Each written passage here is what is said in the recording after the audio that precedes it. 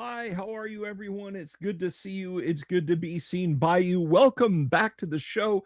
I, of course, am the one and only Bill Sylvie, aka the Dungeon Delver, coming to you live, loud and clear on a Thursday evening.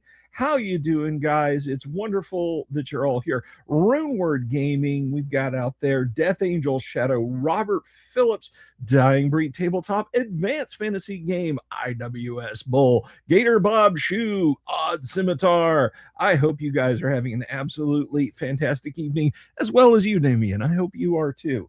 But anyway, yes, my voice is on the mend. Thank you all very much. It was going through a rough patch, literally and figuratively speaking, but it seems to be on an even keel now. I seem to be actually able to talk and not sound like I'm gargling broken glass, which certainly was the case on Monday, Tuesday, and a little bit last night. So it's doing a lot better, and I'm glad to be here. I'm glad that everyone is here. So welcome to the show. If you haven't done this already, do me a favor, click the subscribe button, click the bell icon for notifications. I am actively suppressed by YouTube. Let me just state that right there. That's from them. That's not me just making stuff up. That they're like, yeah, you're in test mode. We're seeing if your core audience is treating your videos as breakout videos, which is the most cockamamie upside down nonsense. So please do click the subscribe button and click the bell icon for notifications. Watch this video if you like classic TTRPG material to be discussed in an open forum where we can share things with friends, not just locally, but internationally. And so I say Ohio to all of our Japanese fans who have followed me over on X, and I hope you're watching over here on YouTube as well. Welcome to you all. Thank you for stopping in. Love you to pieces. Mean that.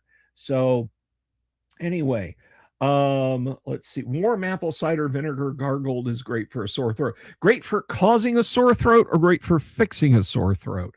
The forgetful DM. Oh, yeah, I'm sorry. I meant to mention you, but it slipped my mind. Good to see you, Kenneth. Good to see you too. We have got a fun show planned for you guys this evening. Tonight, at the bottom of the second hour of the show, that is a half an hour before we're done, we are generally speaking, the way I'm grabbing these out and just holding them up and saying, oh, hey, look, so-and-so is going to get this. I have a specific one that I am going to give away because I did a YouTube short about this just the other day, and I actually should have linked that short. I will probably go into YouTube and do that. But tonight, we're probably going to do a little bit of trivia. The Jolly Roger, good to see you. And we're going to give away Dragon Magazine number 73. Let's jump right up to that so you guys can see it better. This is Dragon Magazine number 73, a beautiful cover by Clyde Caldwell. But the special thing about this copy of Dragon that I am giving away tonight, this is complete and has a copy of Tom Wom's File 13 with it. That's right. File 13 is in this issue of Dragon Magazine. I don't even know if I have a copy of File 13, and I am giving this up for you guys. Now, one thing that I am going to tell you, it's not just in a poly bag to protect it. The cover is split and completely separated, so you're going to have to repair it with librarian's tape. Don't just take Scotch tape and tape a bunch of bands on it. Get some librarian's tape, do a nice good fix on it there if you want to preserve it, or if you only want it for the copy of File 13, you can take that out and then let it go jump. But to keep the pieces intact, hello, Silver Bardiche. Well, this might be in your wheelhouse tonight then. I have put it in this poly bag. So the poly bag and the board are a little small for it, but I'm not damaging it, guys. Trust me. Split falling off cover of a magazine that at best in mint condition would be maybe worth $6 or $8. Trust me. But anyway, I'm going to put that over there in front of the Durin doors so you guys can gaze upon it longingly as we go on tonight. But that is tonight's prize drawing image. Now, will it be signed by Dungeon? And I'll tell you what, I'll sign the poly bag or the backing board. I'm not going to sign the actual issue itself. But anyway, the only caveat, the only gotcha with the giveaway mags and the giveaway books and stuff that's coming is you have to pay shipping. It should just be a few dollars, call it what, maybe $5 for postage for me to post these to you. But other than that, yes, it's as giveaway as I can make it. So hopefully you guys will want to jump in on that tonight. And what I'm going to do with that is actually, I'm going to go over to the dashboard real quick here because I want to say how many folks we have on the channel. Let's go ahead and see that. How many of you beautiful people have subscribed? And it is currently at 9790, which last night I think it was at 9785. 97, yeah, like we started the show at like 9783 or 9785. So we're bouncing up and we're about to hit 9800. Now that's kind of a significant number. And if you're wondering like, well, you know, why should I care? Well, I'll explain that now. You see, when you have a target, like let's say you start on YouTube and you like your goal, your high water mark is 5,000. Now you can start monetizing as low as at 500 on YouTube. But if you've set a goal for yourself, if you're like, it would be nice, number go up, brain dopamine release, happy to get to 5,000, you have a task of getting to thousands and thousands of subscribers. So thousands is plural. That means at least 2,000, and thousands is plural. So that means at a minimum 2 sets of 2,000. So thousands and thousands, that means at a minimum 4,000 subscribers. And if you set your goal for 5,000, then it's still thousands and thousands. If you set it for 6,000, it would be thousands and thousands and thousands. I remember looking at my channel back in 2023, even after Wizards of the Coast accidentally the OGL, and I went to bed on January 15th with 1,500 subs, and I woke up on January the 16th with like just over 3,000 subs, and it just kept ticking and rolling along, and YouTube was paying attention to me. Even after that, I knew to hit that ephemeral goal of 10,000 subscribers that I had thousands and thousands.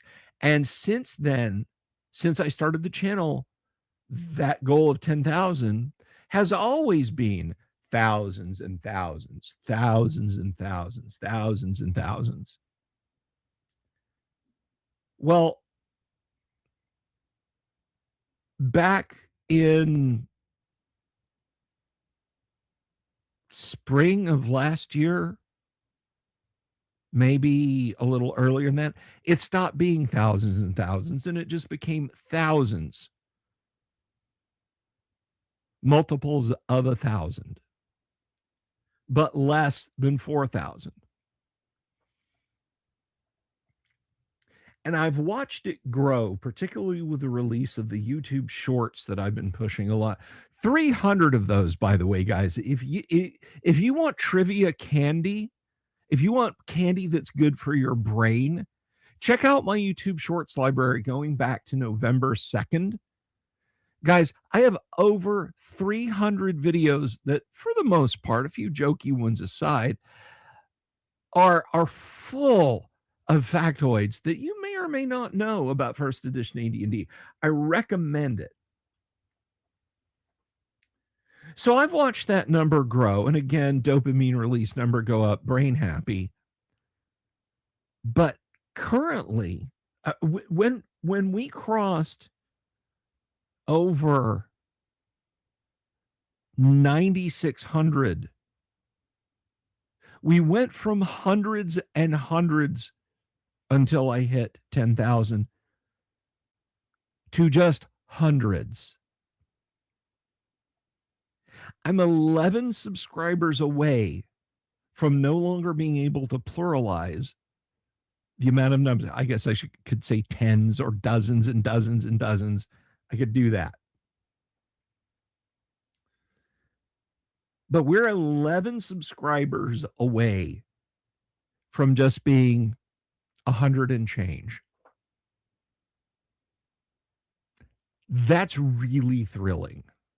That is really, really thrilling to me. So, if you want to be here, if you want to be at Cape Kennedy during the countdown, the last 10 seconds before liftoff, hit the subscribe button, hit the bell icon for notifications, and that will initiate, that will begin the initiation, that will start the countdown process to the great underground overland gaming convention, an in real life gaming convention. I am terrified to say those words. I'm horrified at saying those words. So, you want it to be in Florida when it happens. I mean, look, Gonzalo, I'm not gonna, like, when I hit 10,000, like that day, it's not like con starts today. That day, it's wait for it to solidify, so get up to like 10,020 or something like that. Then start making plans, because I'm not going to have the money or infrastructure in place to do it. That initiates the plans. So trust me. Oh, to buy me a beer. That's nice, dude. That's really nice. I appreciate it, brother. I do. Well, if YouTube has its way, you may be here, because like I said, they're punishing me for making good videos. It's the most cockamamie thing.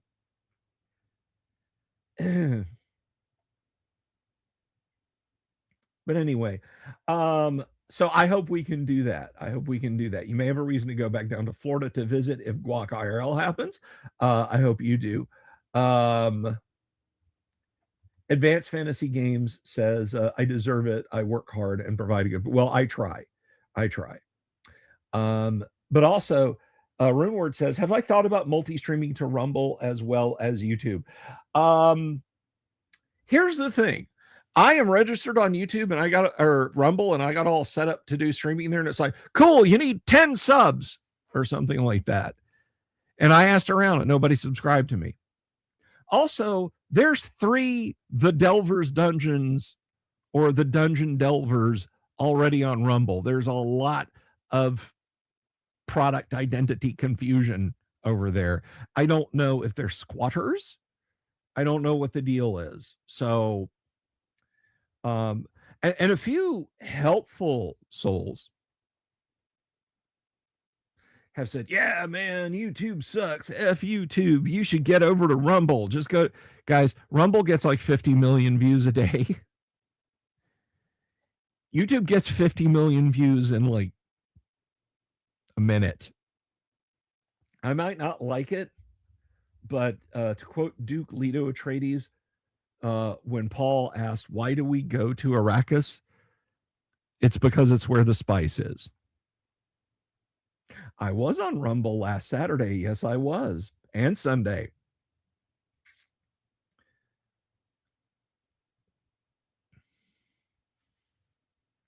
Yeah, Damien, it's gonna have to be very, very, very, very, very delicate. Trust me. Rest assured.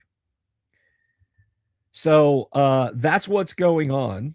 That's the haps. So, and again, if you haven't already, please click the subscribe button, click the bell icon for notifications, and become one of the happy folks around here. One of the folks who enjoys the fun that we have here on the show. So, with that said, I think what we're going to talk about first is going to be the guac, because again, we've picked up some subscribers and there might be some folks who don't know what the guac is. Let me tell you a little bit about the guac. The guac is the Great Underground Online Gaming Convention. It is a 100% free. You do not have to pay. If anyone says that they're taking money for my guac events, they are not telling you the truth. They are fibbing. Naughty, naughty. But it is an online convention. It is totally and entirely operated by yours truly. No one else is in charge. I have no coordinators. I have no helpers. I have nobody who is helping out at the con. It is just me. It is just me. And why will you not let me grab your border? I loathe Windows sometimes. Nah, I'm just kidding. I loathe Windows all the time. Windows all the time. Window. I like Window. I love Lamp. So here's the logo for this year's guac, and there it is. A little nod to Black Sabbath there. Dungeon Delver Guac 6 2026, which is a little technically wrong, but I'm not going to change it now. We like things that make us go. It is broken. Voice of one. That's right, my friend. But anyway, so the guac is all on Discord. It is free to attend. It is free to register. It is free to become a game master. It is free to run your games. The only things that can cost money is the merch. And we are having an auction at the guac. We are auctioning off a replica wood grain original Dungeons and Dragons set. Do you ever want to have a wood grain OD&D set? At the guac, you'll have your chance. Bid early, bid often if you have to. Don't let this one slip out of your fingers, guys. This is a reproduction of those rare sets assembled by the Gygax clan in the basement, the living room, wherever, putting these together. If you try and buy one on eBay, this is going to set you back, $10,000 to $20,000. So you might look at the auction and go, wow, that's been bid up to $150. That's pretty rich. The cost of a mid-sized basic Honda or $150.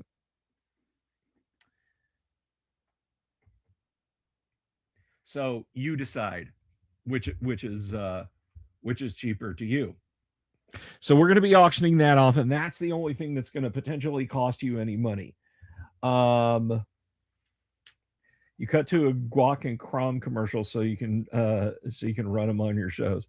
Or let's see. I make good merch. What can I say? Our merch, by the way. Oh, I want to answer forgetful DMs. Yes. Those will. So here's the thing. I have very limited supplies of the boxes. If I can arrange more boxes in the future, I will be doing runs of them. It will take some maneuvering. It will take some finagling.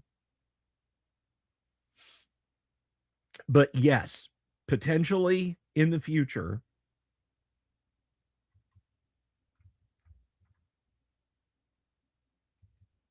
I need to cut a guac and chrome commercial. Do I know the wood grain he used on that box? No, I don't. So there is a company that made these boxes. There is a boxing and packaging company that made these boxes. They're super awesome. They're very, very, very nice people. But they have a minimum order, and I completely understand it. And their minimum order places it outside of my purchasability. So, yes, Death Angels, that is correct. So I'm gonna talk a little bit about something else that I've done here, guys. And then we're gonna cut back to talking about the guac, and then we're gonna do some more. We're gonna do some more talking about D&D history and so on. In fact, I think we'll deep dive OD&D a little bit because that seems fun. You guys seem to like that. They're nice boxes. But anyway, you know, one of the things that throws people when it comes to AD&D is ease of character creation. Believe it or not, as not build optimized as AD&D is, it can be a little daunting getting started creating a character. But isn't that true of all RPGs, unless you're like playing, I don't know, metagames, Dragons of Under Earth? I mean, even original D&D has little quirks in it. I mean, if anything, original D&D has more build and care op in it than does AD&D, because guess what? You can buy down stats to and spend those points to buy up other stats. Yeah, I bet you didn't think about that, did you? You can do that. So what to do about that? What to do about that, particularly if you're trying to guide someone in to first edition AD&D? Well, I will tell you what. You can use this fantastic program that I have created called CROM. CROM is the Character Record Organization Manager. And what CROM is and what CROM does can easily be summed up in the title itself. It is a character record organizer.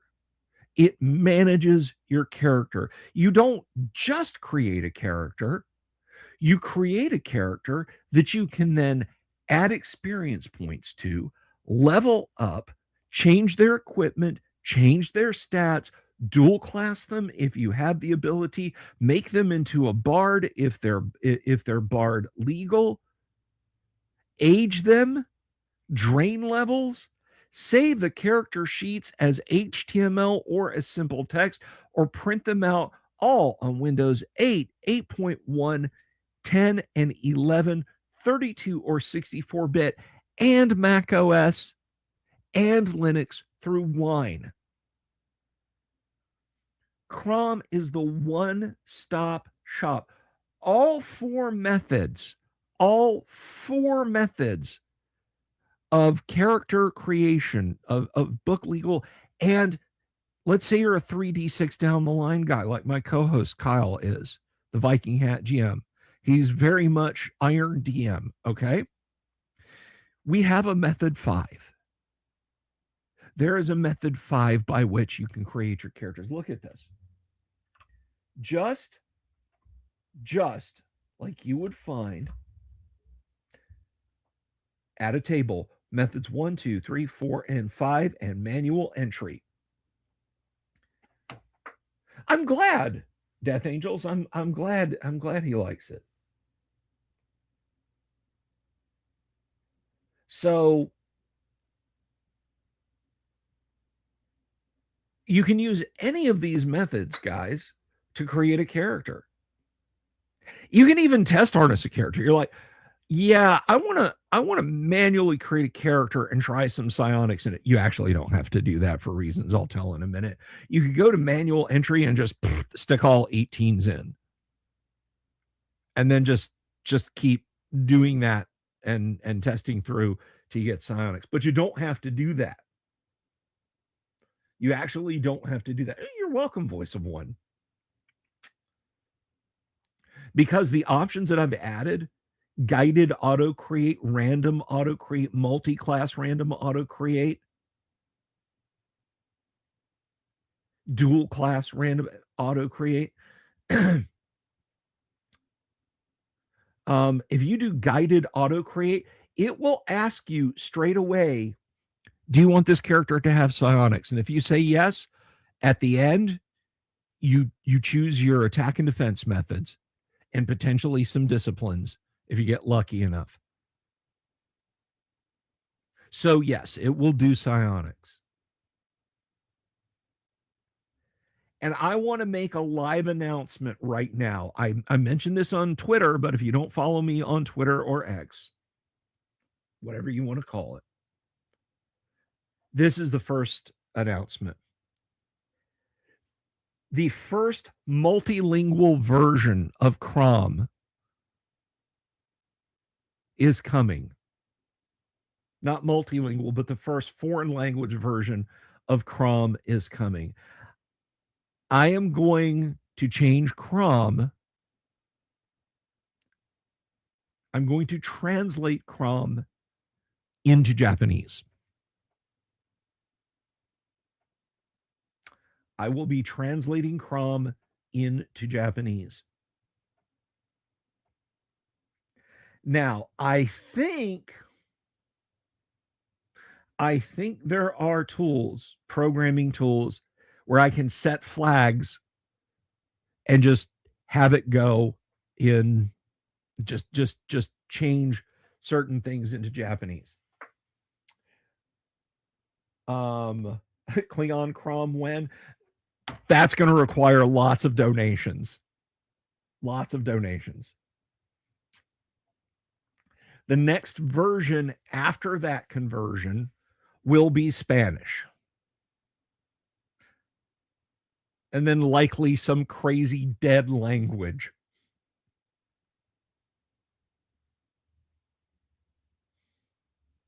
Tengwar? Possibly.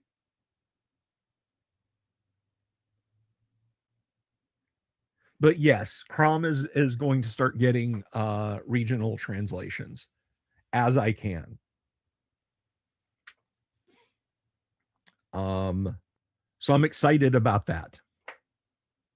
I'm excited about being able to do that. So anyway, Crom is $25. If you would like to purchase a copy of Crom, you can PayPal me $25 and I will send you the download link.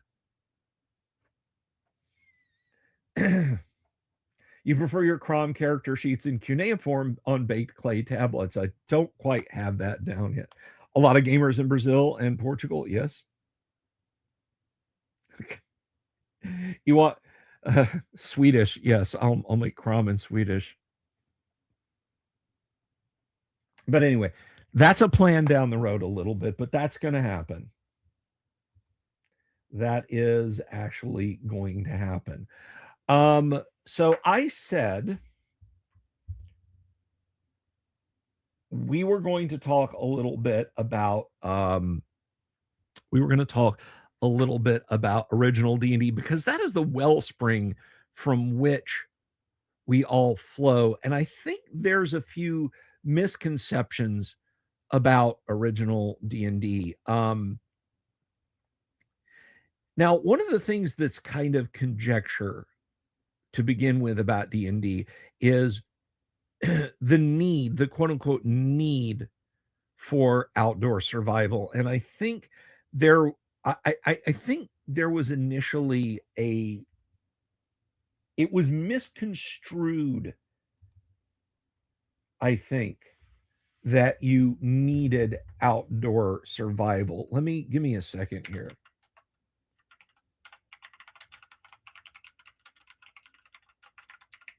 If you just do outdoor survival, you get like a tent that you can wrap up into like a Pringles can size thing and a breakdown 22 Marlin rifle and like, MRE, everything you can fit in like a large tackle box size.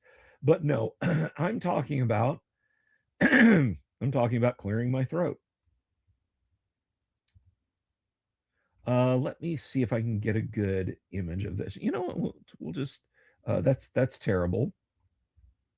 Right when I want it, I can't get it. That one's in shrink wrap. It'll look awful on screen. You know what? Here, this is often.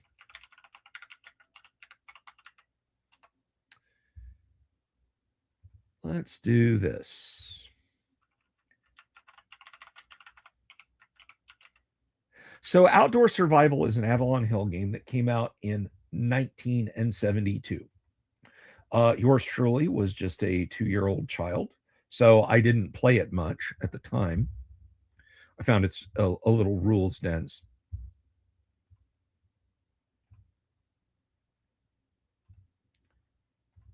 I'm going through all this effort for something I'm about to dismiss. So here is Outdoor Survival, a game about wilderness skills. And I know if you haven't really gotten into OD&D, you might be thinking, Jake Krause, I should start linking the Crump. See, the thing is, Jake, I don't have it on a purchase download spot yet. I haven't figured out how to do that, which is, I know, shame on me. Anyway, so your first thought might be, okay, wilderness survival, that certainly fits in with AD&D. So Gary wanted people to have wilderness survival skills. So that jives with AD&D, absolutely. The only thing you are taking from outdoor survival, see if I can get to it.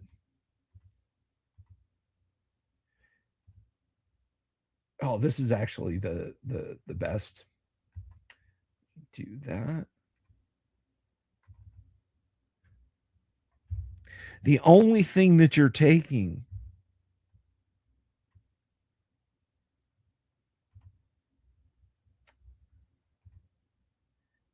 is this. And of course, I have to click more stuff than I wanted to.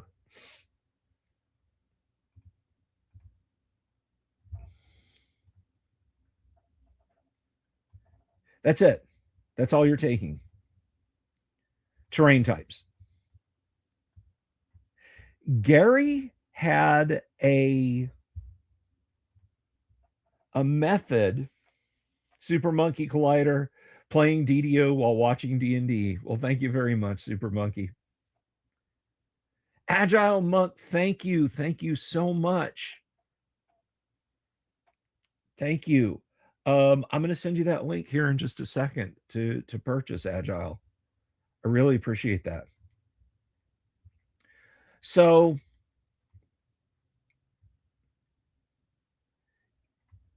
Gary suggested that different terrain types, obviously mountains, rivers, swamp, desert, etc., fords, all were what they were. But when you got to stuff like base, catch basin, food source, and so on, that you were to treat those as encounter areas, towns, thorps, hamlets, ruins, dungeons, that sort of thing.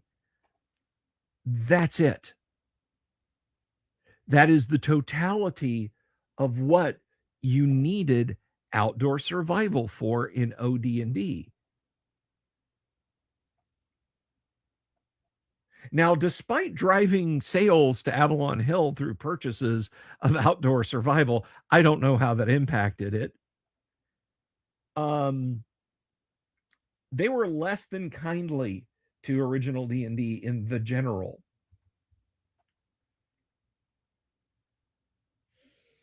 So maybe just link your PayPal. Oh, your Android exclusive. Yeah. Sorry, bro. Don't know how to compile it. Don't know how to sideload it.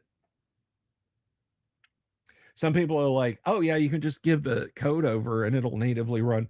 I'm not giving the source code. That is one thing. If you're new to the channel or you don't really know about Chrome is not open source. It's not open source. It's not freeware. I'm not going to open source it. So sorry if that kind of sticks for you. If you're like a Linux, all software must be free kind of guy, I appreciate where you're coming from. That ain't me. But anyway, so so OD&D really didn't use outdoor survival at all, except for the map. Except for the map as your game world, if you needed a ready-made game world. Just the hex map board. So if you ran out and you're like, oh man, $10, that's like a quarter of a week's pay at McDonald's, but I'm going to get that OD&D. Oh man, I need outdoor survival. That's 10 more bucks. Well, I'll get it next week. You only need the map. Now, something else, and this is a lot more controversial.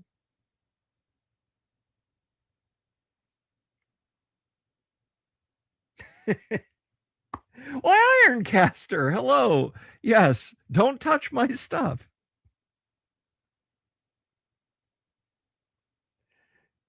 No, agile, absolutely, man. And that, you know, I pointed this out. D&D has always cost the same amount. I know wages haven't risen, but the price of D&D has stayed exactly the same going all the way back to 1974. If you don't believe me, put OD&D into the price calculator and compare the inflation calculator and compare the price to all-in-one D&D sets and what they cost today. Put 5.5 ebooks or put the AD&D books in an inflation calculator, compare them to the price of the 5.5 ebooks today. The price has never changed. The price has never changed. Please bury me with all my stuff because you know it's mine. Actually, Gonzalo will be buried with me, like Waylon Smithers. I'm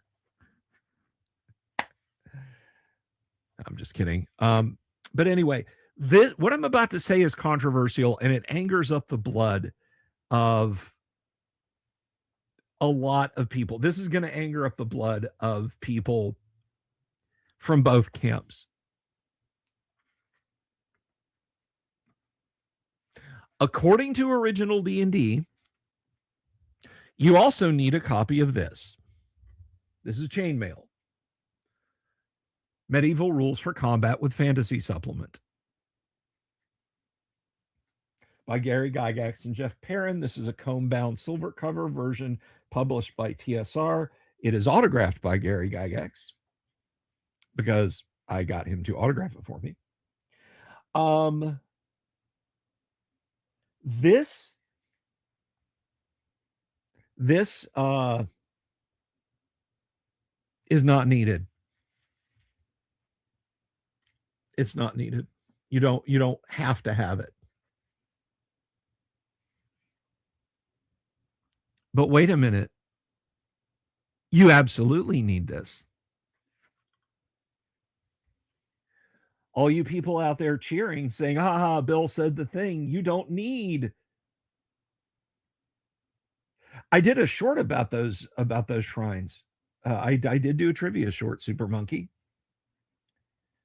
because under halflings in Supplement 1 Greyhawk, it mentions, or is it actually in the core rules? I'll have to look. But it is mentioned, remember halfling bonuses with slings, as mentioned in chainmail. So if you go to the fantasy supplement in chainmail,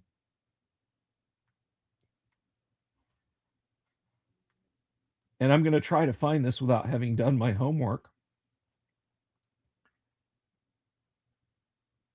Here we are.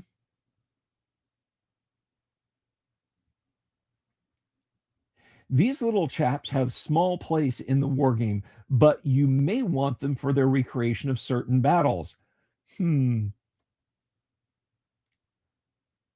Remember, they are able to blend into the background and so make excellent scouts. They can fire a stone as far as an archer shoots, and because of their skill, of their well-known accuracy, for every 2 halflings firing, count 3 on the missile fire table. Halflings are +1 to hit with sling. It's not said in original D&D.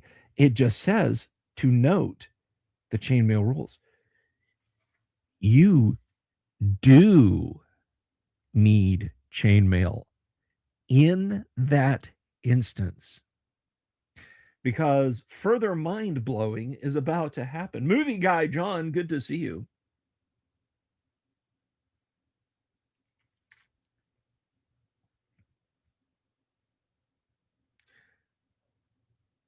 This is according to Rob Kuntz. Rob Kuntz is literally the last man standing, the last man who was there, the last man who knows. They did not use chainmail when playing original D&D in the original Lake Geneva groups. This was not used.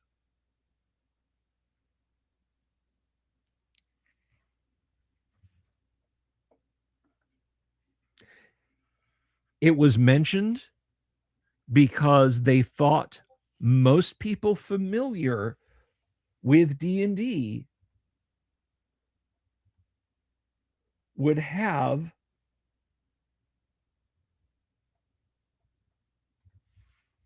a copy of chainmail already. You probably heard about D&D through chainmail. And if you didn't, and you spent $5 or the equivalent of about 30 today, well, all the better.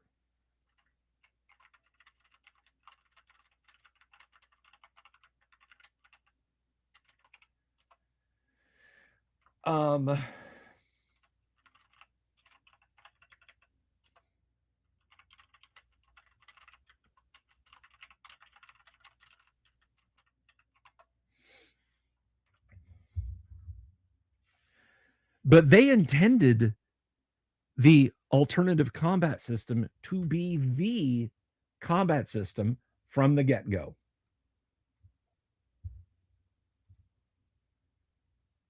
So it was used as a shortcut to try and explain how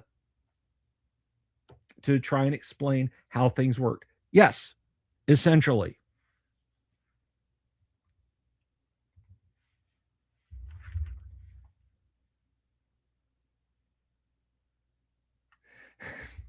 I gotta put that up and leave that up for a good long time. I can't do a good Kevin Spacey voice, but I will, or a good Alex Baldwin voice. Let me see. Bang. How was that?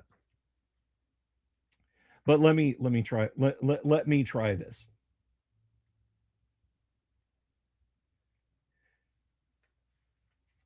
Actually, was it Kevin Spacey or was it Alec Baldwin who said that? These are the chainmail rules, and to you, they are gold, and you don't get them. Why? Because to give them to you would be throwing them away.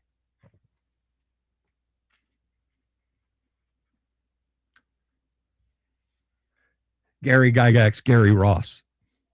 Very, very tense, suspenseful drama.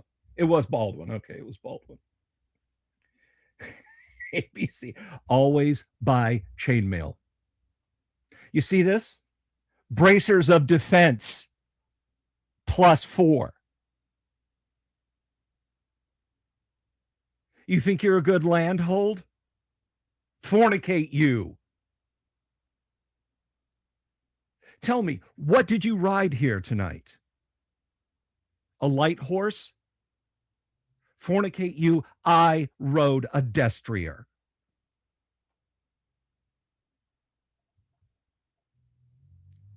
Put that down. Meat is for closers. We went someplace just now. We just went. I liked that. That was great. That was amazing. I want to take a minute. I want to do a quick aside. We got to have a walk on here real quick. We got to have a walk on here real quick. And I'm going to, first of all, Gonzalo, God bless you for that. Yeah.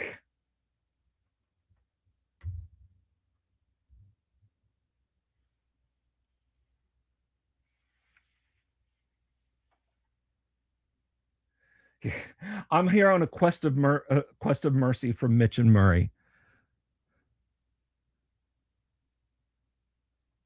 They sent me here from downtown Greyhawk. First prize, a new destrier. Second prize, a set of daggers. Third prize is you are fired.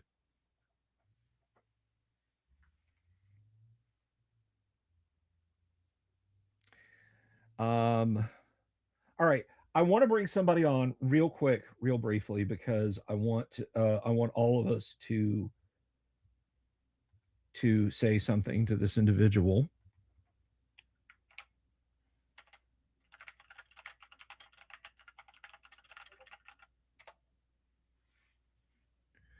Let me get my headphones on.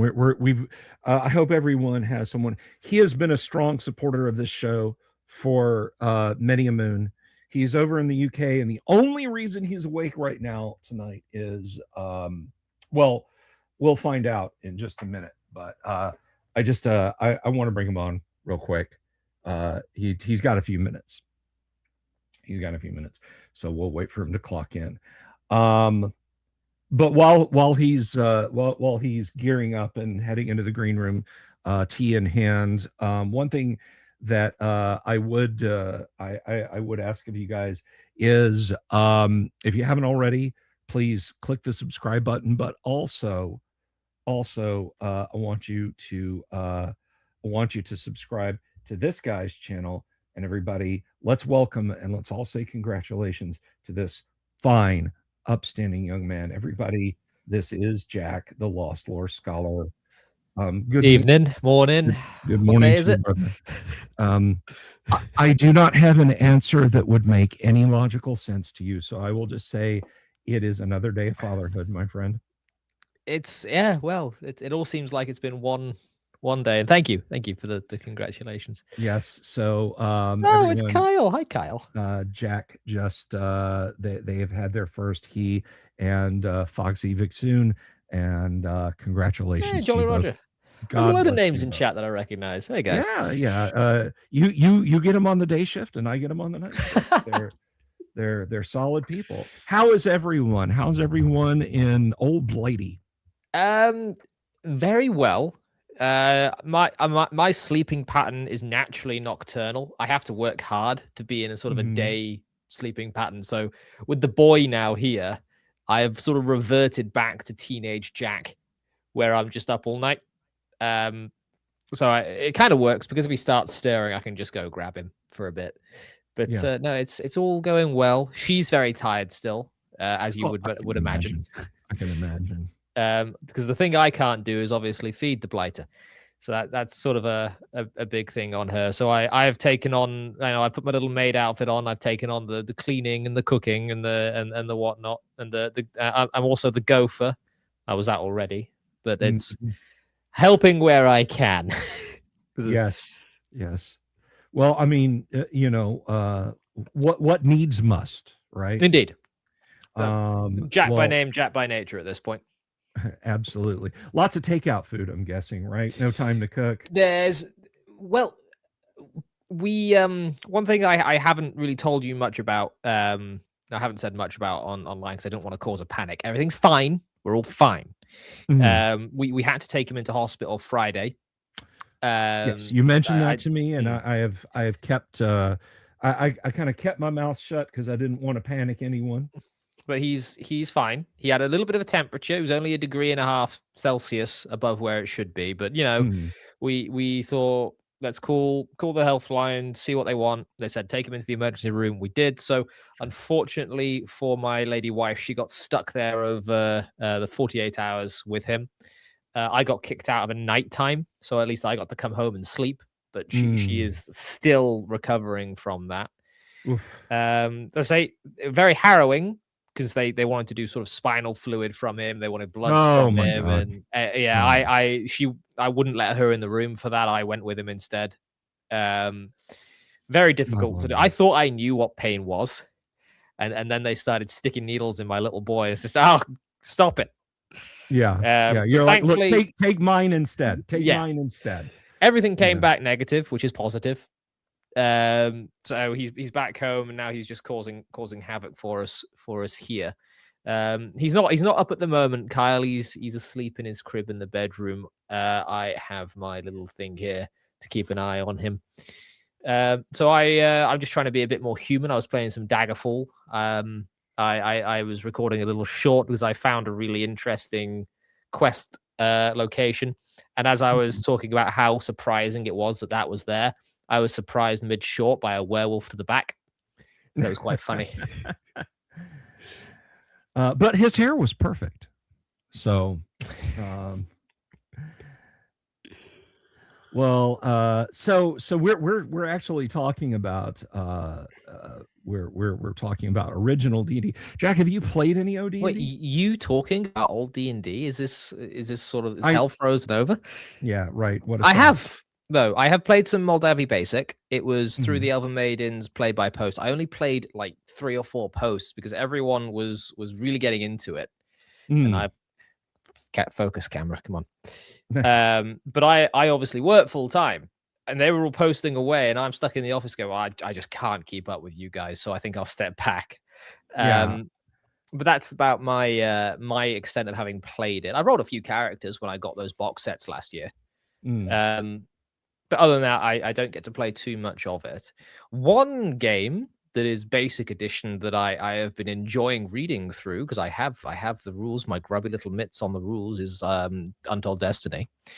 The basic edition of that has me very intrigued, having played the complex version of it.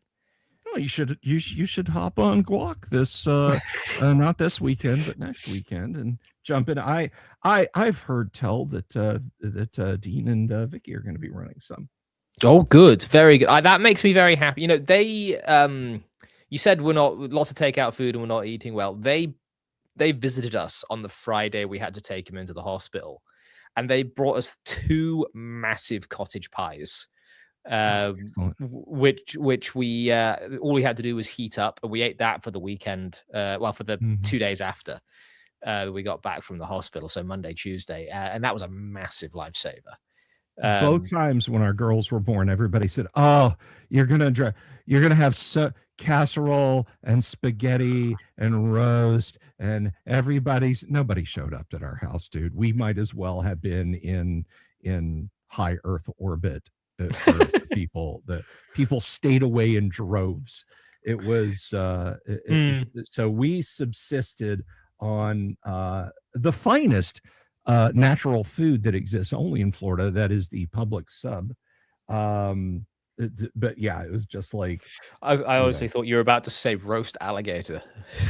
No. That, and it's fried. You have fried alligator. You don't. Jeez, You don't roast these alligator. tea stains are getting ridiculous, but I am not going to stop drinking the tea.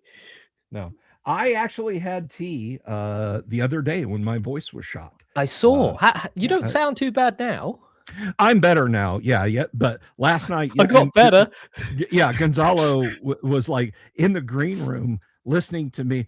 All right, guys, welcome. We're going to be playing some first edition AD&D tonight. And Gonzalo is in the green room like, no, this is not happening tonight. We're stopping now. And I'm like, no, I have got this. So I just powered through, and we made it through Tuesday night, and then last night. The tough part was doing the shorts. And that's when I knew something had gone wrong, because I was getting ready to rack and stack the shorts. So I sat down and I said, okay, here we go. Did you know? That's not right. Drink. TSR. You suddenly back to being an awkward teenager. Yeah, exactly. Hey, Janie, do you want to go to the dance? So what's that Simpsons thing?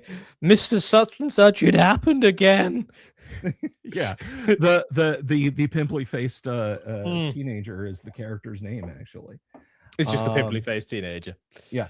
But a question for you, thoughts, or a statement for you, thoughts and prayers to you. Thank you for jumping on, Jack. Thoughts and prayers for your child and your family. Those are tough things to deal with, and it's always hard to see your children. Absolutely, man. Yeah, it was a fresh experience, not one I'd like to repeat anytime soon. Right. So we'll just leave that be. But yeah. So everybody's a-okay now. Everybody's 5x5. Yep. And that is wonderful. Just tired. How's the vehicle holding up? How's the car holding together? It's okay. Don't break that fucking car. It's everything that was wrong with it is fixed. It's done this. It's since I've had it, it's done this thing where in low gear, because it's manual, the clutch likes to stick a little bit, and I have to kind of coax it up. Once I get going, everything's fine. But as long as it's functional, I tend to ignore that problem for the present. I'll deal with that when it comes. But the boy's home. That was the important bit. Getting the car going was the important bit. Any other problems that happen, that's tomorrow's issue. Yes, that is Jack's issue tomorrow. Tomorrow, Jack can deal with that. The Tonight, future Jack. Future Jack can deal with it tonight. Tonight, Jack rests in comfort. The only Jack I like is present Jack. That guy's pretty cool. Past Jack's an idiot. Future Jack's a dick. I'm quite fond of Jack Daniels myself. Little Coca-Cola, JD. Good stuff. That's what Vixen and I drank together when she first came over in 2018. I got a load of those pre-canned Jack and Cokes. Nice. Yeah, she hated them. Oh well, so that more for you. Yeah. Well, listen, man, I won't keep you. Thank you for dipping in and giving us an update. Much love to you and Vix. No, I can't thank you enough for the support, and especially with fixing the car. I hope that my little shout out to the Once Lost Games community last night, was it last night? I'm confused. Actually got you a few extra people through. I hope so too. It was nice to hear somebody just come out of left field and say, "I love this guy. I'm subscribed to his channel. I have been for years." I was like, but not only that. That is that's Paladin Joe. He ran Elder Scrolls Off the Record back in the day when Oblivion was coming through. Wow. When Skyrim was coming through. He's been in the rounds of that community for many. So you've got, he doesn't have much of a personal following. He does podcasts for different companies, but he's a big name in a lot of communities like that. So I'd love to see him maybe throw some dice with you at some point. I think that'd be a crossover for the generations. That'd be cool. That'd be cool. Maybe we can make that happen. Yeah, and my personal mission now, and then I'll hop off, is to try and guilt trip the Once Lost Games team into letting me speak to Ted Peterson for a bit. That'd be cool. There you go. Well, listen, man. Like I said, Much love to you and the fam. And, hey, don't be a stranger, but I do hope you definitely get your not. sleep. I do hope you get your sleep normalized and not too much time. Okay. Well, for now, I'm gonna finish this Daggerfall dungeon. But while I do that, you guys should be liking this stream, subscribing to the Dungeon Delver if you haven't already, and then worshiping the ground upon which he walks. Hey, like and subscribe, Jack. He's Outlost Lore Scholar Hey. on YouTube. Please go there and throw subs. That is what I like to see. I have got plenty. Give some to him. Jack, be good. Love you, brother. Love you too, man. True, bye. Lost Lore Scholar. Very nice to see Jack this evening. Thank you guys for indulging me. A quick walk on from Jack there. But anyway, yes, Death Angels, you absolutely should have him on your show. It is weird coming back, taking the studio headphones off. Where were we? Oh, yes, we were doing Glengarry, Glen Ross, kayfabe, thanks to Gonzalo. Anyway, so we were talking about the chainmail rules now that we're back from commercial break. Did I see the great Alec Baldwin's finger troll last week at MegaCon? I did not, Remdog. I will look that up. I will look that up. But anyway, so chainmail, you need it, you don't need it, you do need it, you don't need it.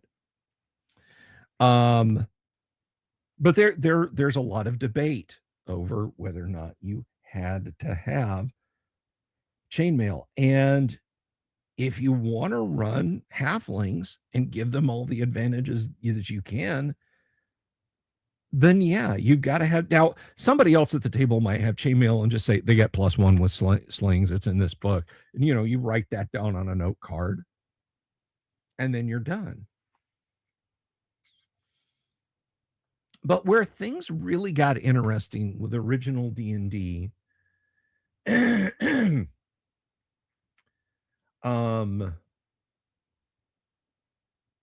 things really got original with D&D, almost immediately people started decrying D&D's dilution, if you will. When Supplement 1 Greyhawk rolled out, now this is 1975 that we get Supplement 1. Supplement 1 Greyhawk. And we talked a little bit about this last night. This is not a real Greyhawk supplement book. This is not a real Greyhawk campaign book. This is a bunch of extra rules and characters. A lot of people saw that as D&D going off the rails and losing its soul. That is where D&D started falling apart. The D&D should only be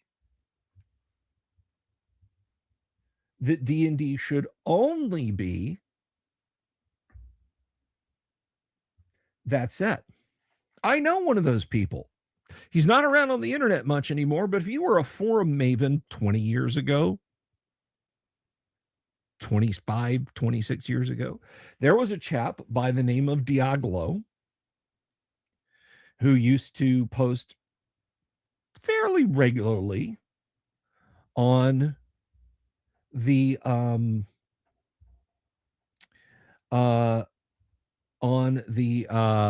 Dragon's Foot forums, and his signature file, the little blurb of text that would pop up down there was, what was it? Original is like original D&D is the only D&D game. All others are weak imitations. And what he meant by that was just this.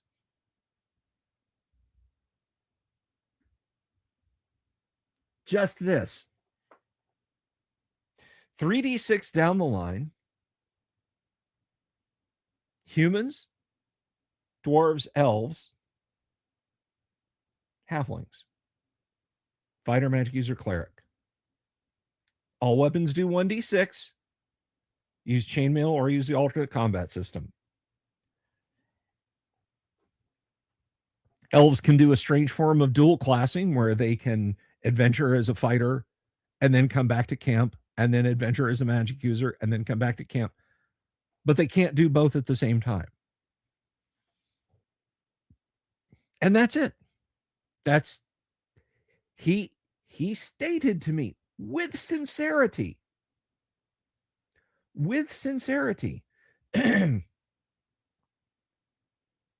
that original D&D was the only good expression of the game, that everything else, that Greyhawk and then Blackmore were for Gary's power gaming gaming buddies only. They never should have gotten published, that the game should not have evolved. Yes, if you're using chainmail, then elves can do split fire and move, Bob. So, hang on one second, guys.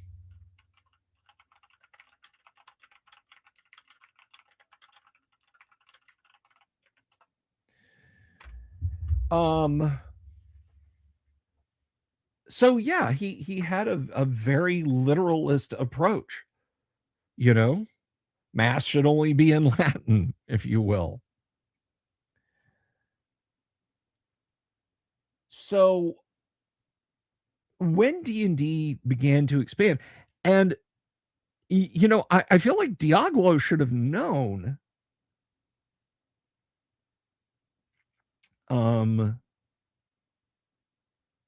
Diaglo should have known that original D&D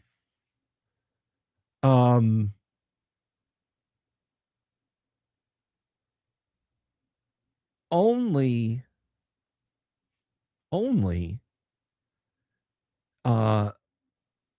stayed pure until the strategic review started rolling out.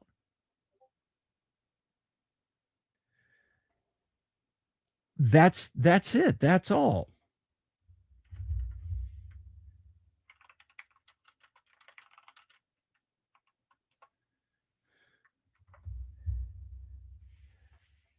Hey, Excalibur, good to see you.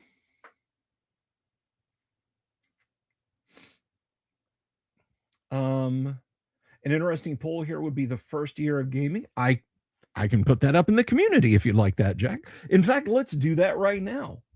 Let's put that in right now. Oh, is there a way? I feel like there's a way on YouTube that I can do that. Let me see here. Let's go over and let me see if I can do a poll.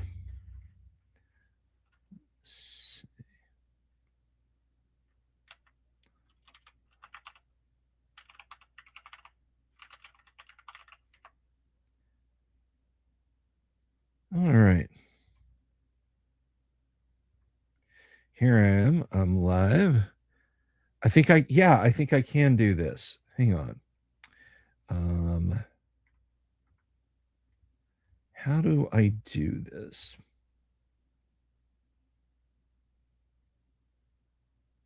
I've seen other creators do this before.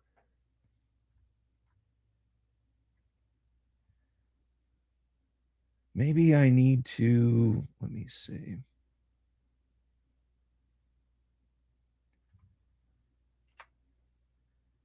Let me go to my dashboard and try there. Into the studio. And content.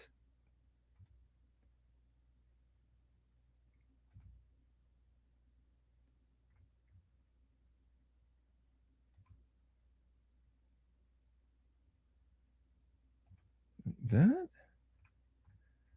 You gonna let me? No, I don't. I don't know how to do this, guys. I'll put it up as a poll in comments. Yeah, stupid shit Steven says at the GUOGC is going to be fun to see. So don't miss that. Oh no. We're going. We're on through the night, as they say.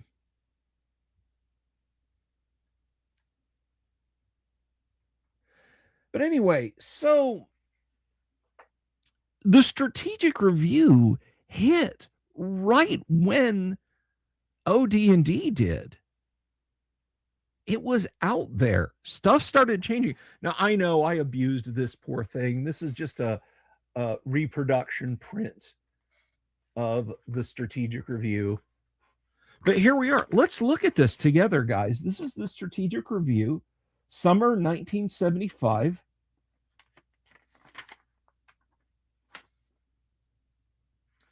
And we have some chainmail talk, some Cavaliers and Roundheads rules edition, the fact about OD&D, and I think we have a little bit of changing. It is it's a 10:15 here as Caliber. Why, look right here. Right here. I'm going to bring this up because page 4 of the strategic review. Let's read this together. You have to do polls in the YouTube studio. I tried to do it in the YouTube studio.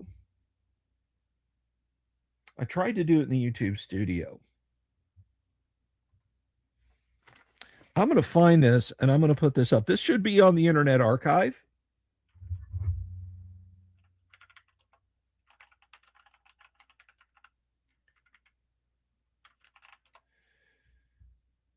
Let's see.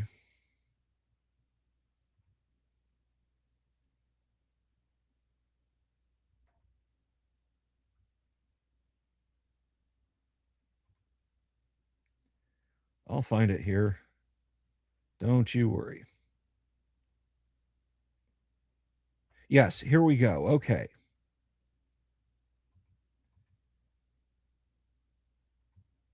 Actually, this is the 3rd issue of the strategic review, but still, my polemic remains. We're going to download this real quick.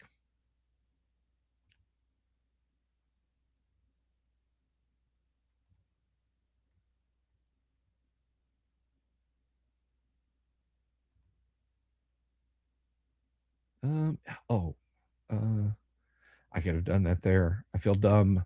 I have the dumb. Okay.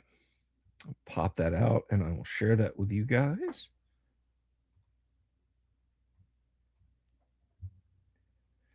No, I'm not at 30 Rock. Sorry.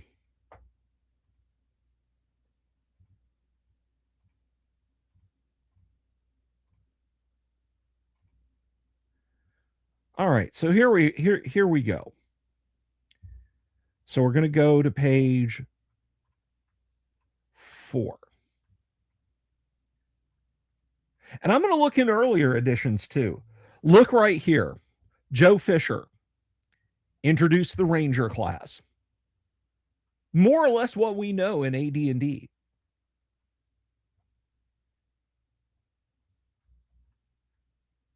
Right there, guys.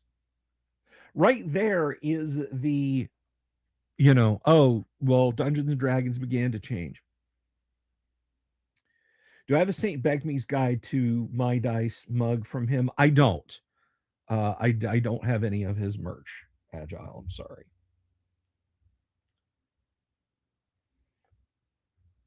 So there you go. D&D began to change as soon as it was presented to the public. Now you might think, oh, Bill is about to start telling us that we should like all editions. No, that's not what I'm saying. But what I'm saying is, dialectically speaking, saying that D&D should have remained pure and that yada, yada, yada, guys, it was gonna change. Now, there's a fundamental sea change that's different from, well, we put a new character class in it. And we, let's see. You know what? Let's look at winter and see what might be in winter.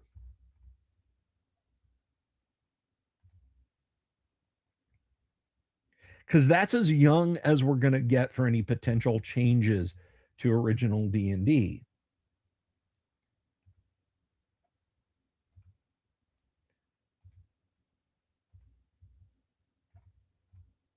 And I apologize for the kind of ad hoc nature to this, guys. This is as much a rabbit hole for me as it is for you guys.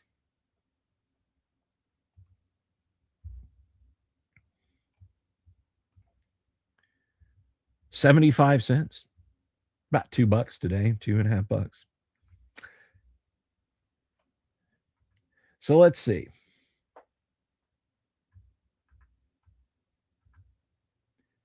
Castles and Crusades, Gary talking about different weapons. Mike Reese talking about Panzer Warfare.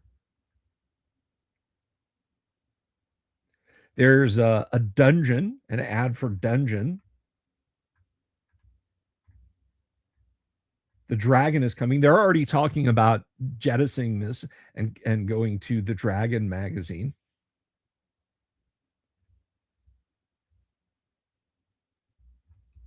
Oh, what's this? The Illusionist. The Illusionist, guys. A new character class right there in the first ever issue of the Strategic Review.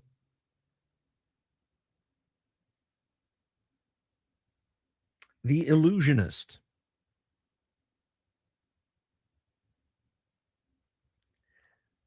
D&D began to change right then, right there, right at the heart of its creation.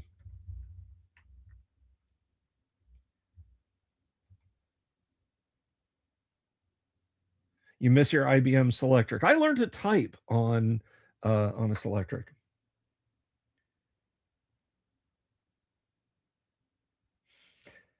I'm not so much of a CNC fan. I understand why people are, but it's not my jam. So there's a bit of God, Gonzalo. Jesus Christ.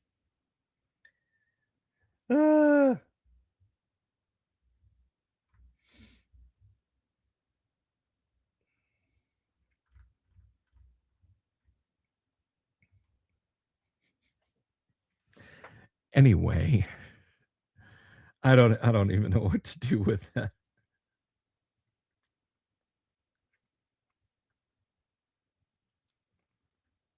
Agile, I can assure you that Gonzalo's comment was meant entirely in jest.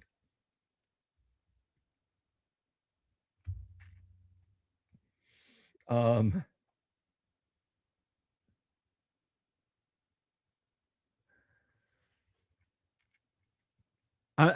feel like Letterman when he had Andy Kaufman and Jerry Lawler on.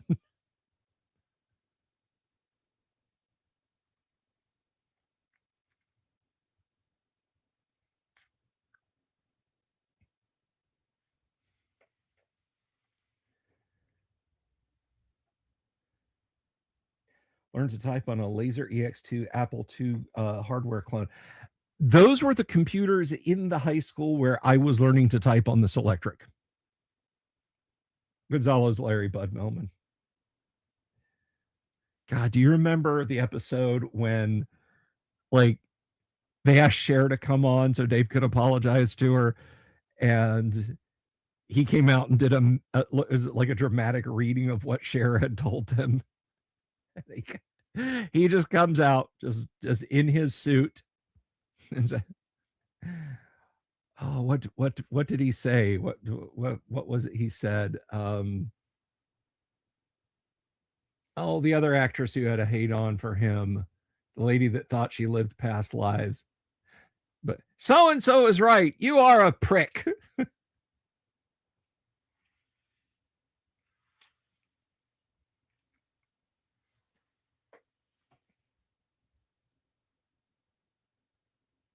Apple sued and hardware cloning became illegal. And then, right around the same time, Compaq said, let's clone the IBM BIOS clean room. PCs became open, and Apple was then kicked in the dick and forever fell by the wayside.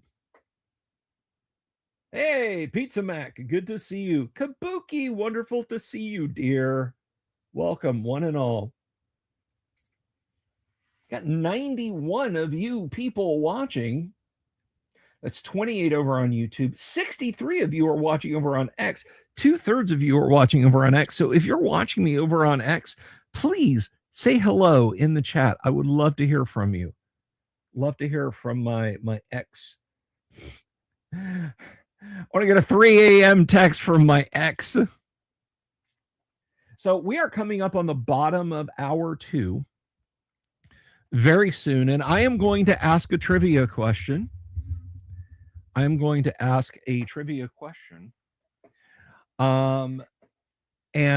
it is going to pertain to the history of D&D. And the first person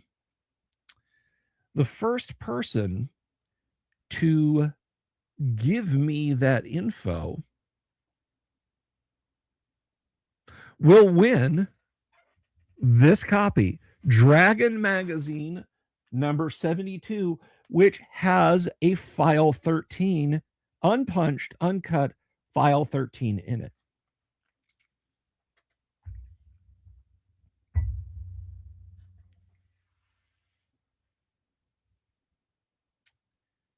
So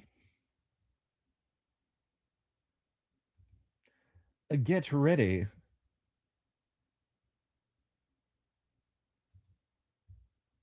Cause here I come. Oh, get ready.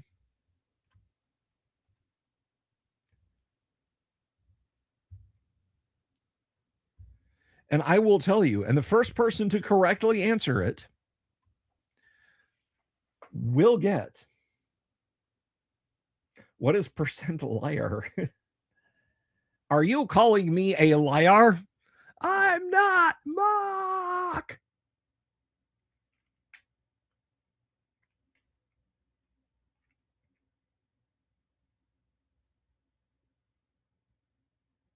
Remdog won Crom last night, and he will abstain. That's fine. That's fine. But anyway, so if you guys have any D&D questions for me, you may ask them at any point.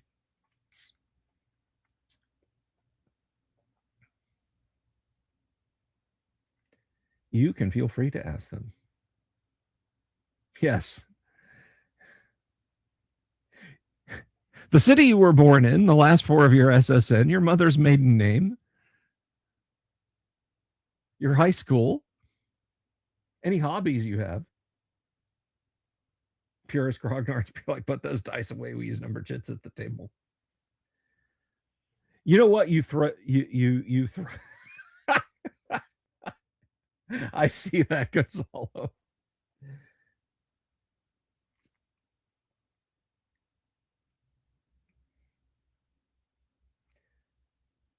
You know what you throw back at people who say, you know, number chits are fine. You say, well, you know what that is? That's just one step away from diceless.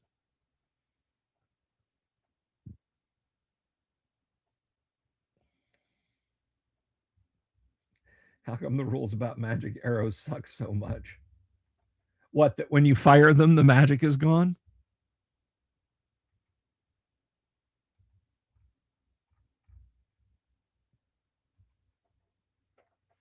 A lot of people think that D&D originally came with chits, that like, oh no, it didn't have dice. That it like varied a lot whether or not a set had dice. It was really not like a cut and dried situation. There was a period where it was, but I have known people who said that yeah, I lived at that time. I never saw a set with chits.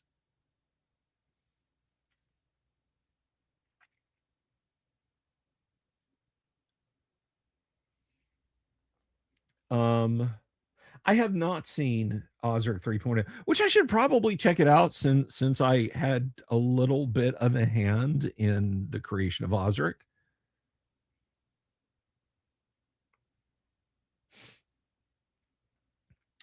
Let's put something to bed, Agile. They did not run out of dice. They didn't. There was never a shortage of dice. It wasn't big.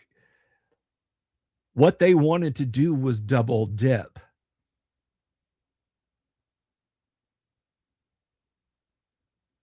And when they realized that nobody was really buying extra dice, they were just finding someone to play, that it result in increased dice sales. And it actually ate into bot, because people are like, well, it doesn't come with dice. This comes.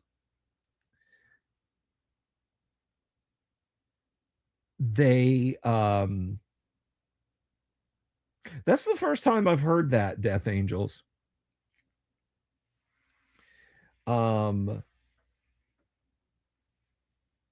That they caved, went back to dice, and then came up with the cheaper cheese dice that we got in the later sets. And that may absolutely be what they told what they told Dave. Yeah, we're going to start doing this. But per Gary and Rob both, it was the Blooms just saying, yeah, let's put the screws to them. Let's just double dip.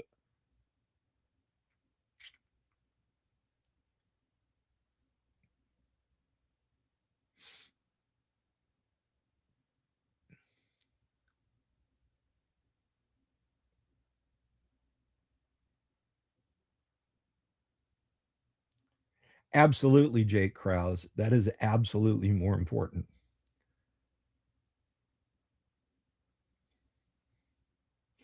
Now, the problem with doing a one ask trivia question, which we're going to be doing here in just a minute, is it's easily Googleable. One thing that I am going to do is I'm going to switch over to the YouTube view.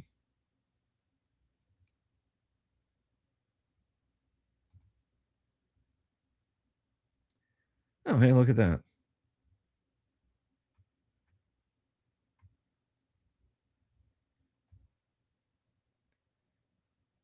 Let me just do one thing real quick. So I'm gonna say, please don't do that if you don't know it. Just, I don't know. It's the honor system here, guys.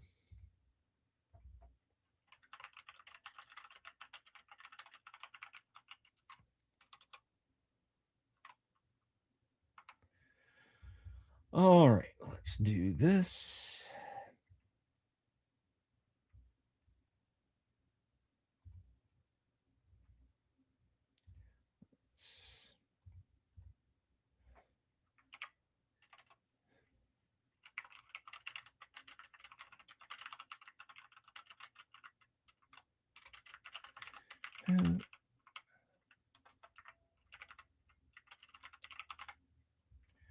All right.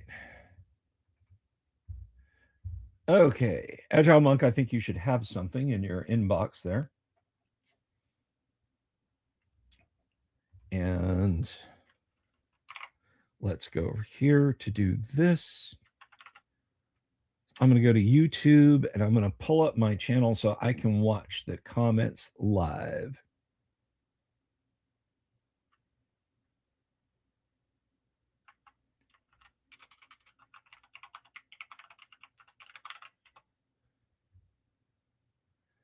And we'll do that. And I'll make sure I've got your comments up, everyone, and I am live. Take care, Rem Dog. Good night. Good night. Thank you for hanging out with us. All right. So it is the bottom of the hour, and here we go. Here's the question. First up gets this. We'll do wheel drawings on other nights, trivia drawing some nights, wheel drawing other nights. But this is for Dragon Magazine number 72, which contains a copy of File 13, the fun game of game design from Tom Wam. And the question is, what was the first published creature for Dungeons and Dragons outside of official supplements?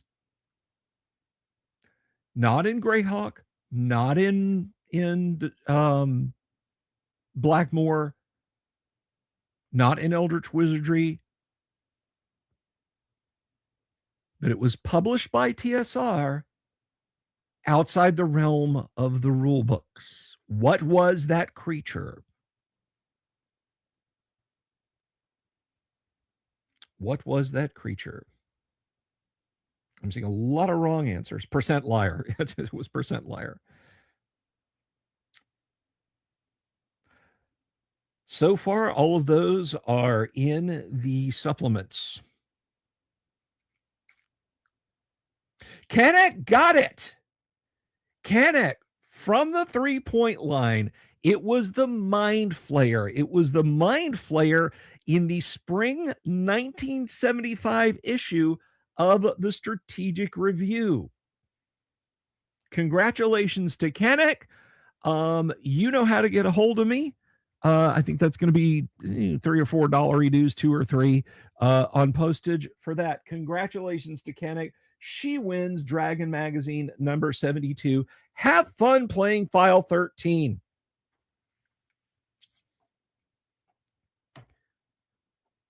And you know what? We can take a look at that real quick.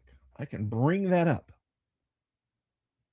Someone was being very nice and asking me today. They're like, hey, do you have people that could just come on my live stream show and talk about GUOGC on such and such day?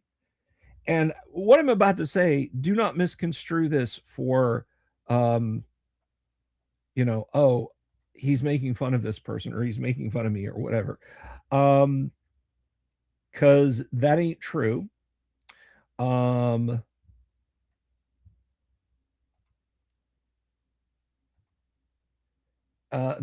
issue was I don't have people.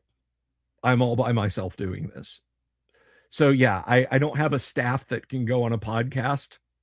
So send your people to our podcast about that.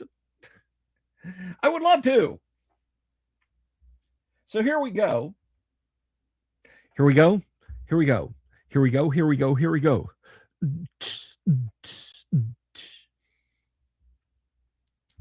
The Mind Flayer.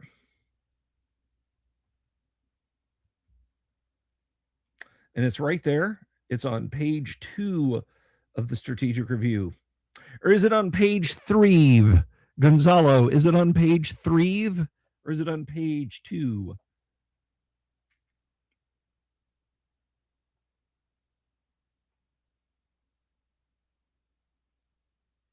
But there you go. The creature feature. The Mind Flayer. Number appearing 1 to 4. Armor class 5. Move 12. Hit dice 8 plus 3% in layer. 50% treasure F. 90% magically resistant. This is a super intelligent man-shaped creature with 4 tentacles by its mouth, which it uses to strike its prey. If a tentacle hits, it will then penetrate the brain, draw it forth, and the monster will devour it. It will take 1 to 4 turns for the tentacle to reach the brain, at which time the victim is dead.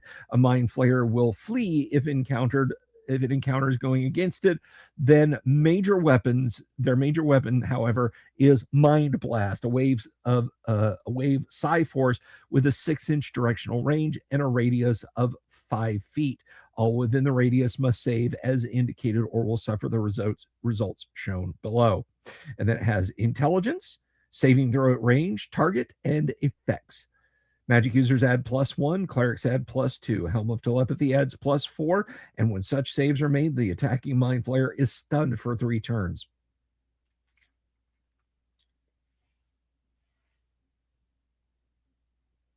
Three is a 4 alternate. Okay, so Paul's behavior was not scripted. No, it wasn't. That was Gonzalo leaning into role play. And I was there for it, and I loved it. So there you go. Kanik has won the copy of Dragon 72. Now, Kanik, I think you were here, weren't you, when I was explaining the condition of the issue, or the issue with the condition? It is split. I'm not going to show it, but the cover front and back are completely detached from this. So when you get it, unless you want this just as a ooh, look at that. Be careful when you take it out of the bag. And I would recommend repairing the cover with some librarian's tape. If you have a large format stapler, then reattaching the cover yourself. So that is yours. We have given away when Phil Tucker calls him for a second there. We gave away 3 issues of Dragon magazine. The Biden administration told us that wouldn't work. We investigated, and here's what we found out. It's staying in bag. Okay. I mean, I'm going to be honest, Ken, it's not valuable. It's not. I mean, if it's valuable to you, if it has emotional value to you, then that's fine. You know what? If you want to do it this way, I know this is delayed gratification. If you want, I can bring it this summer with me and just hand it to you at EggCon.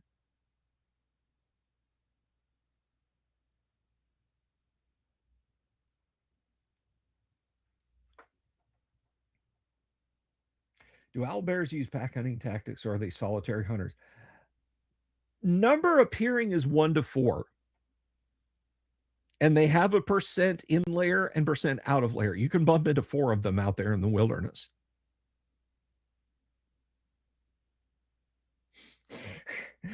Oh my God, Kanik just had a massive vowel movement. I will absolutely sign. I've got a couple of issues to go out. If you want your copy of Dragon magazine or whatever, if you want it signed by me, I'll absolutely sign it. I have some metallic markers. Andy Rooney tends to be a little slowed down.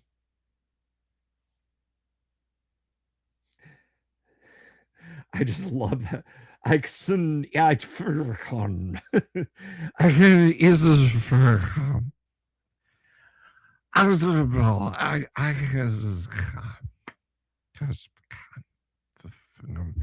Dragon magazine. See, it's this thing you can have.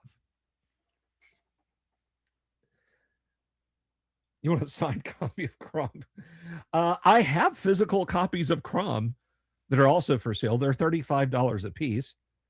If you want to buy a physical copy of Crom. Does anyone else remember, Andy? Yes, that snaps back to my head now. Yes.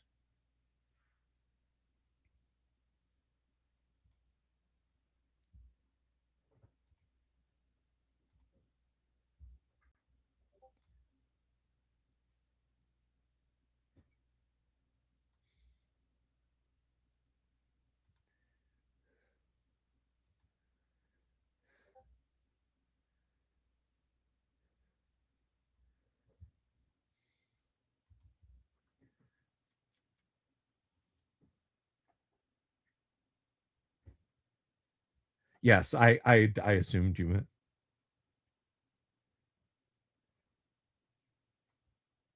Yeah, and you want to know what you want to hear something really funny? I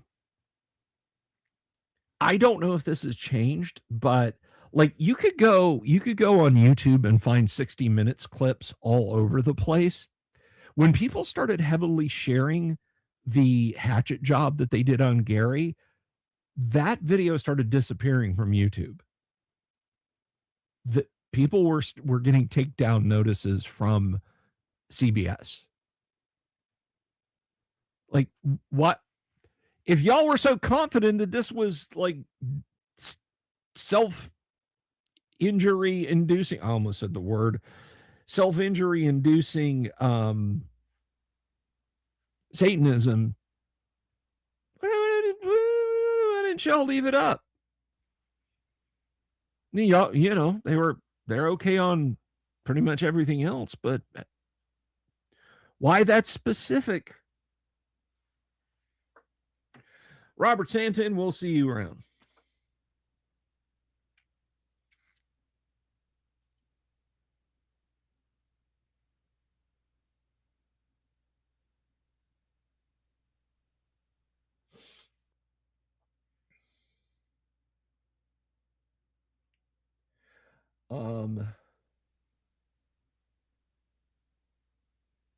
Character Pizza Mancer. I have a miniature for that. I still need to paint him. I've had him for a few years now. I need to paint this guy up. I have a Pizza Mancer miniature. This will not show up well on camera, and that camera is not autofocus. But this is Grenadier Fantasy Lord. Let me see if I can find it, and I will share this on screen. I have a Pizza Mancer.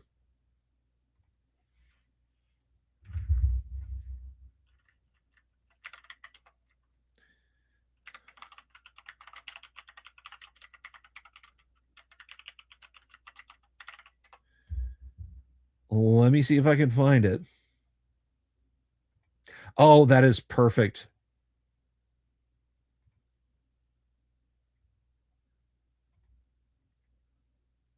This is on an auction site, but I have this in blister.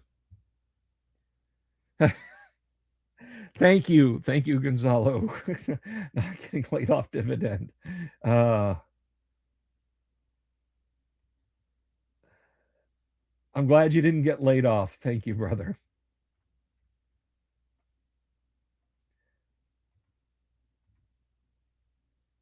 Let's see. Share screen.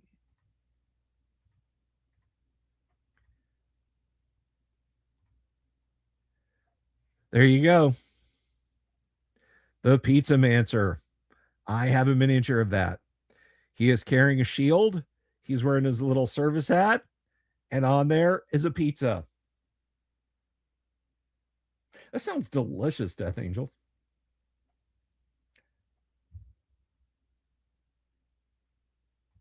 So there's a pizza chain here in Central Florida. I've told this story before. but I want to tell it again. It's called Broadway, and it's really good pizza. I just haven't eaten there in forever. There's a few of them around.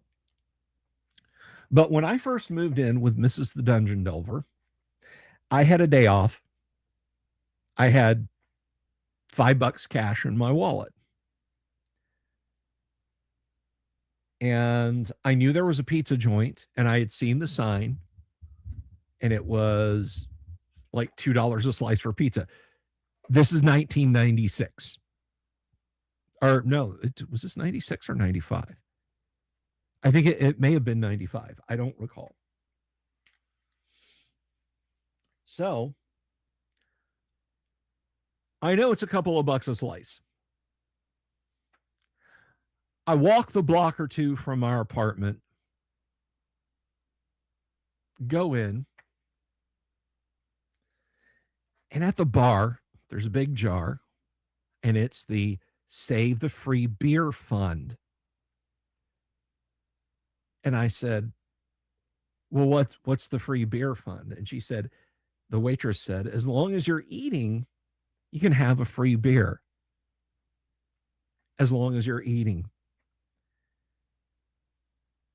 So I got 2 slices.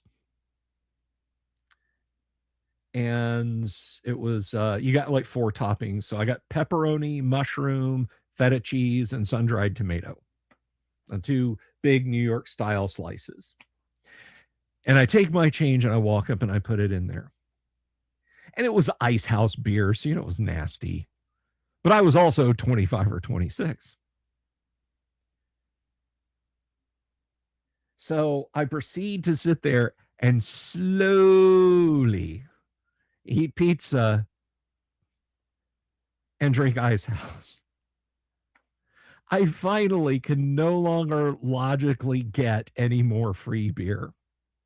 I have finished. I have dipped the half-inch by 1-inch squares of crust into all the garlic sauce and sprinkled all the Parmesan and red pepper flakes on it. Take care, Kanik. We'll see you.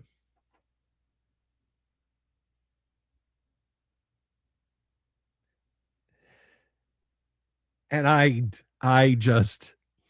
was sitting there, I was down an Ice House beer.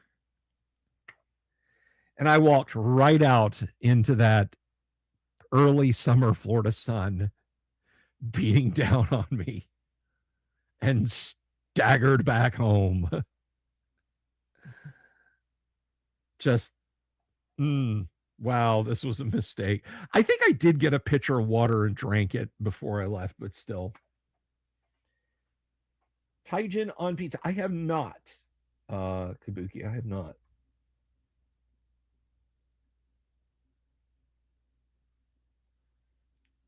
Yeah, Broadway is great, Death Angels. If you come back down here, take yourself to Broadway.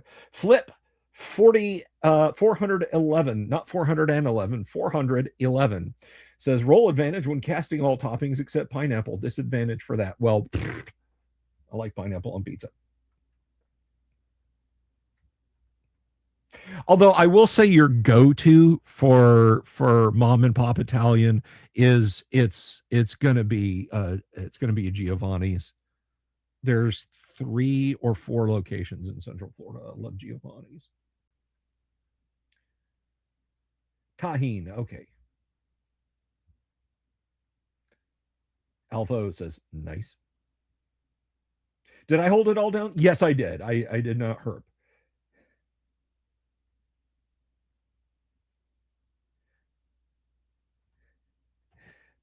Strap on the feed bag, you tragic behemoth. You are the vomit that results when shame eats too much stupidity.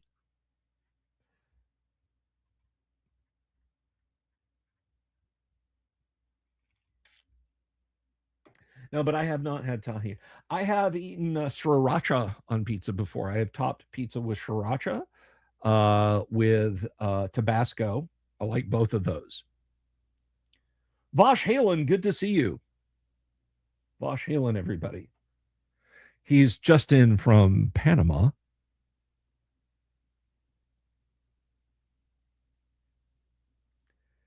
If I have Death Angels, I wouldn't know it.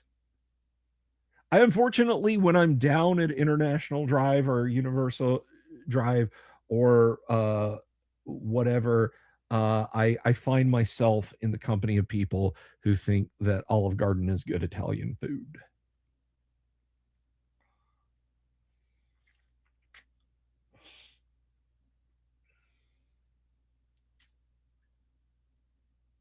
$96 folks. Hey guys, if you're watching us over on X, again, please pop in the live chat and say hey. I would love to hear from you if you're over on X.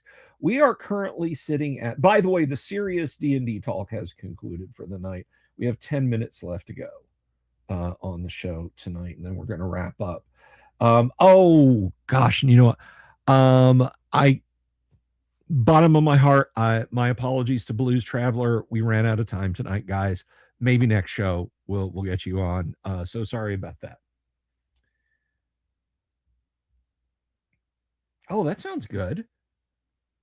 I would try that at least once. Once had pizza with peanut topping and it was terrible. Just like crushed up peanuts on it. Or like when you say a peanut topping, do you mean like satay? Like the Thai peanut sauce. Gonzalo Lira's Bartab says no. No to what? To Blues Traveler? Don't insult the band. They came out all this way.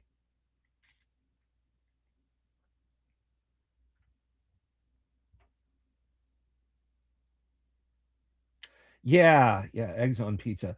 I read a story once. Somebody reset Gonzalo. He's stuck in binary mode again. It's a peanut sauce and then peanut pizza.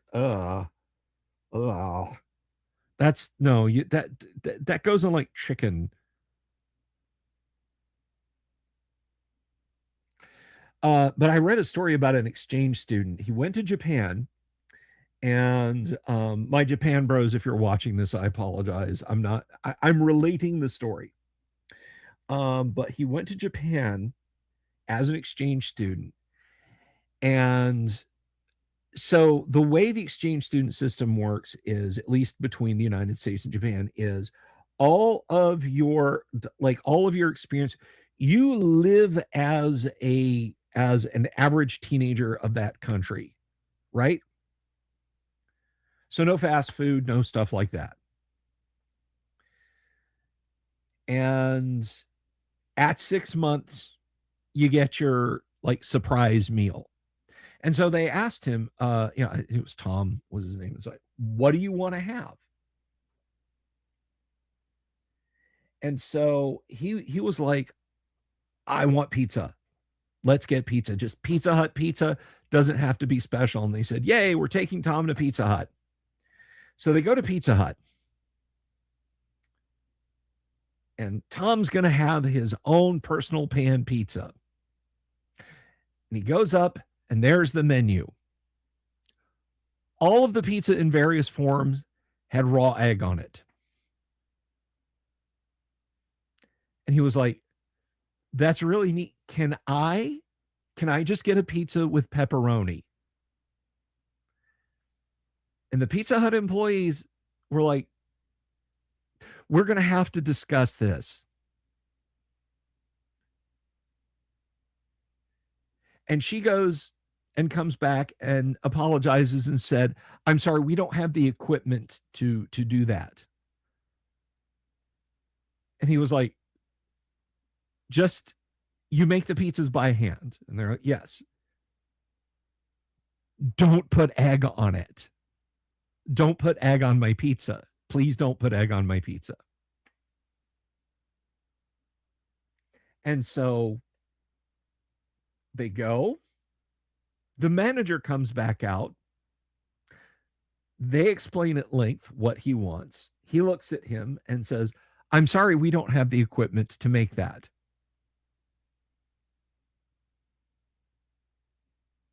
And he said, I just want pizza, sauce, and pepper.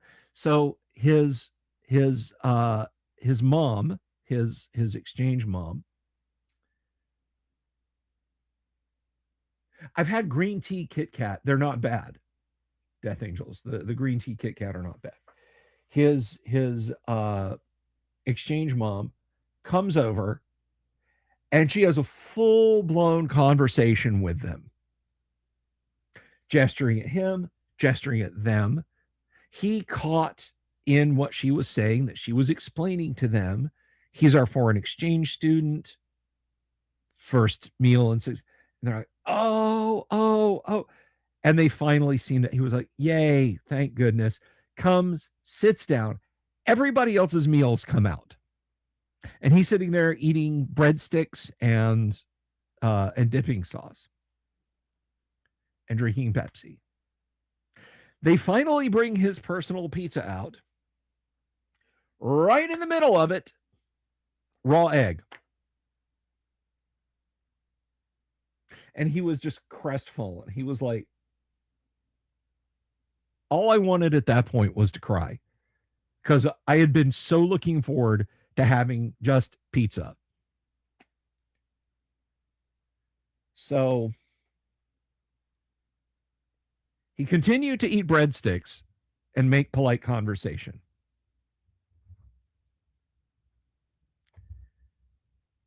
And everyone's finished. Everyone's getting ready to go. And they stand up and start walking towards the door. Exchange mom runs back, yells something or says something to the staff, and meets them at the door. The little box, little Japanese Pizza Hut box. And said, we almost forgot your pizza.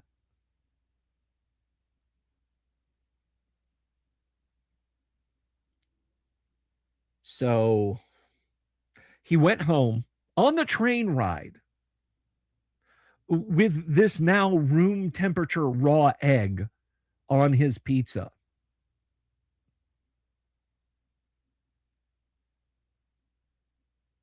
They get home, he puts it on the counter and forgets about it and goes to bed kind of hungry.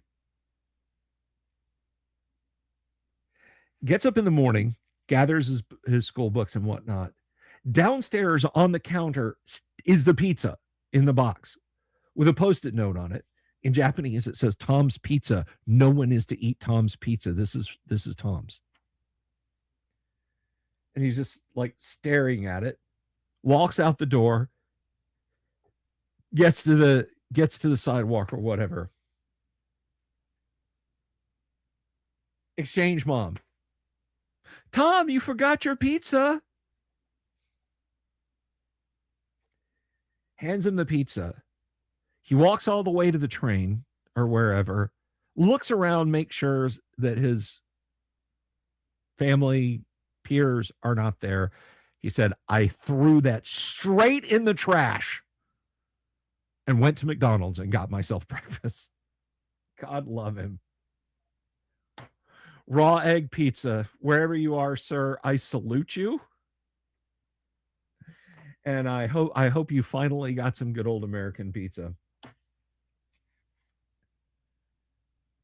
I know I got to stop giving Blues Traveler the right.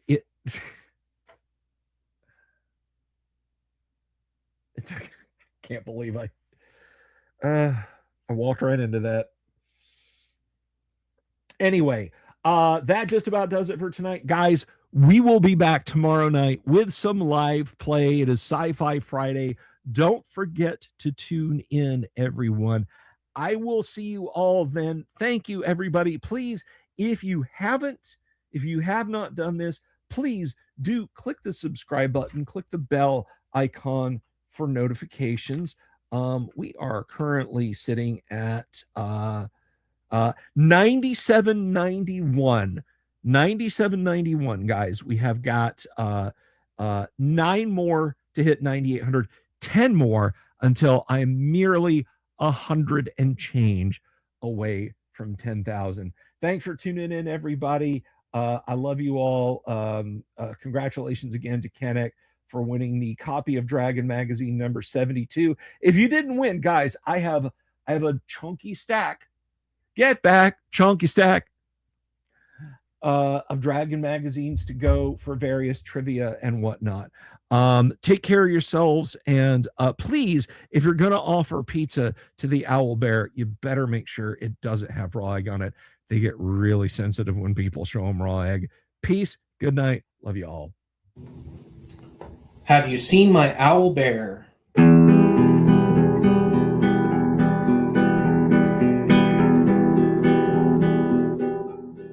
Here's to all the weirdos everywhere in the woods and in the air. Have you seen my owl bear? Should I shave off all my hair? Bobs are all around. Some live in tunnels underground. Some are fat, some are rich, some are sleeping in a ditch.